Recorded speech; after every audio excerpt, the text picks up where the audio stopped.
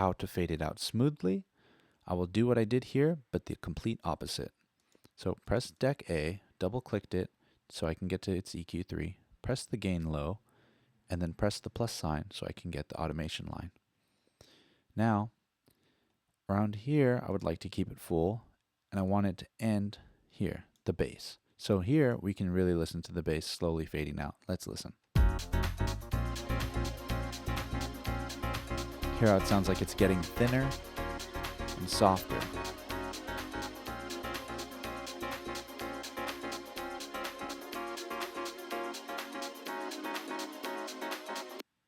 Awesome, and it ends, and you can hear how it has like a little, like a weird clip. So I'm going to also fade out the volume. I'm going to go ahead and click the volume, brings it here, press the plus sign to give it a new automation lane, and then once again, make one dot here, and I would also make another dot here so you can keep it at a steady volume. It's really annoying trying to move the line back up to a certain spot, and then just fade this section down to 0. And with Ableton 9, if you hold down the Option or Alt button, it turns the, I'm not sure if you can see, but it makes this little like parenthesis sign, which is a curve. And this allows you to curve and bend things. So I'm going to curve this a bit so that it doesn't fade out as sharp or as quick, but then it has a sharper fade out at the end. So let's go ahead and listen to this.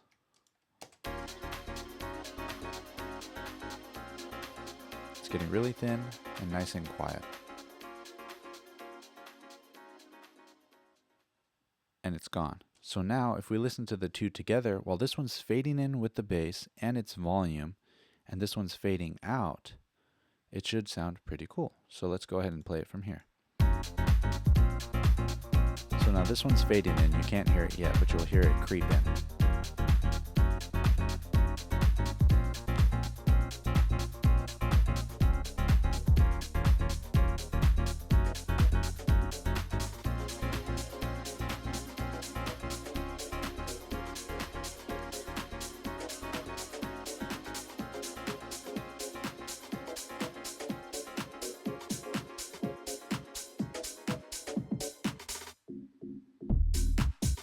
Boom, a beautiful, perfect, smooth mix.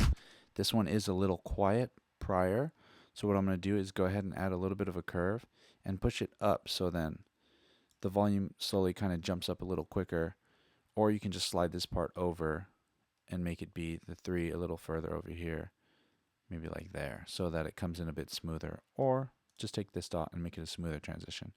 But you do want this, you don't want this one to be fading out while this one's still fading in. You kind of want one to almost be all the way in, so the mix volume in general isn't really quiet at one point and it just sounds kind of off. So boom, this happened. We are now into the next track.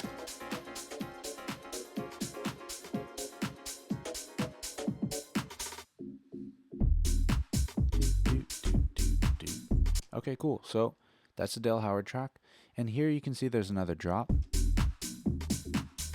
Kind of cuts out. And then boom, comes back in. So at this part, for example, since we're doing really quick mixing, just so I can show you guys exactly what to do, I'm going to try and drop another track in right here. So I'm going to go ahead and grab another track. Let's go ahead and grab, I guess, Ejeka Horizon. Just drag it into the Deck A because Deck B is currently occupied. And as you can see here, it's warped, it's on time, but there's this weird intro. I don't want this. So what are we going to do? Find the first kick drum, right click, set to 1.1.1 here. And boom, that is now there. But let's say the track is going to be, the Dale Howard track drops again back into the original beat here. And I want this part to play here. So what I'm going to have to do is shorten this end up and then click and drag this section until it lines up with the Dale Howard section. So let's take a listen to this and see what it sounds like. As you can see, our bass of the gain low is still really low, so there's going to be no bass.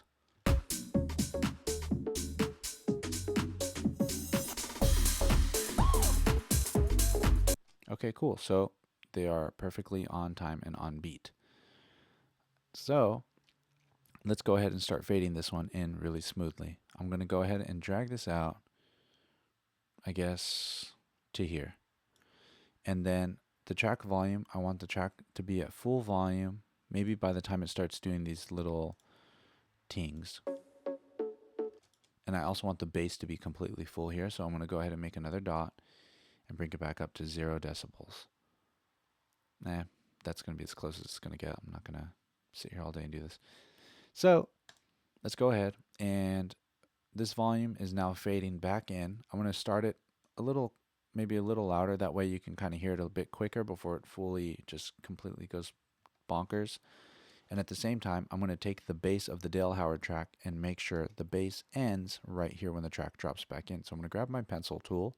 You can also press B or Command B if you have Ableton 8.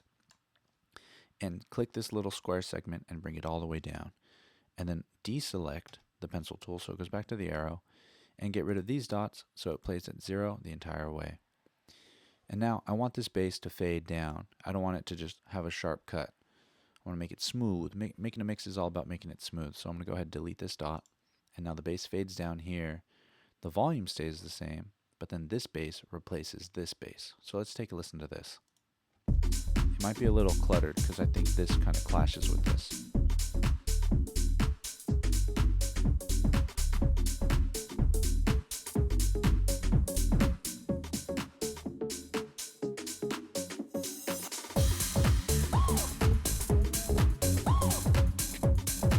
So they mix fine, but they are very cluttered here. So this sound, I'm going to have to get the Dale Howard song out of here by this time. So once again, give myself an endpoint.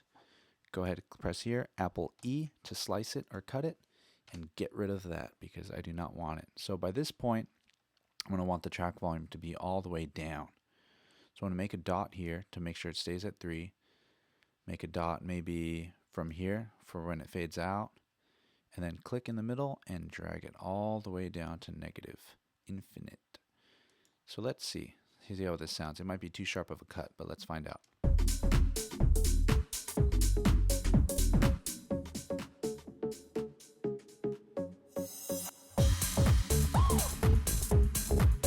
And this track once again is very grainy because it's at 124.99, which is basically 125. And our track is at 124. When you're taking a faster track and slowing it down, it sounds kind of funny on beats. So I'm going to go ahead and move it to complex. And as you heard on the fade out of this volume, it is a bit quick. So I'm going to go ahead and give it another measure or so to kind of fade out. And then give it a curve as well. So now let's listen to this.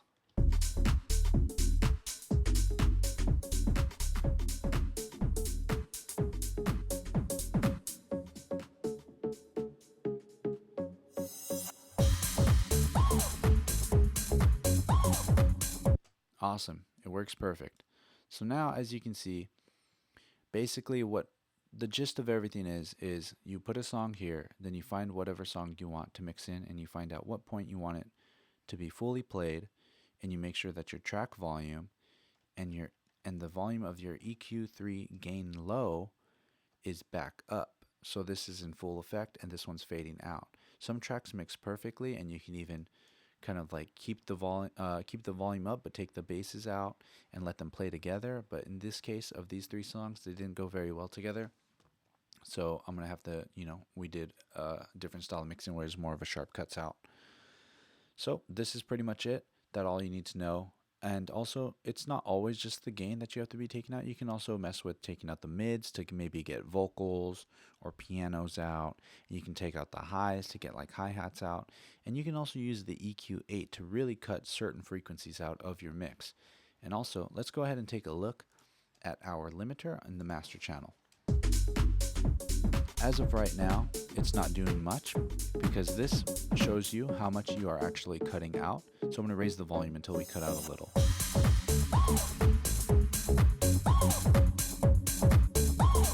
There's a little bit of orange.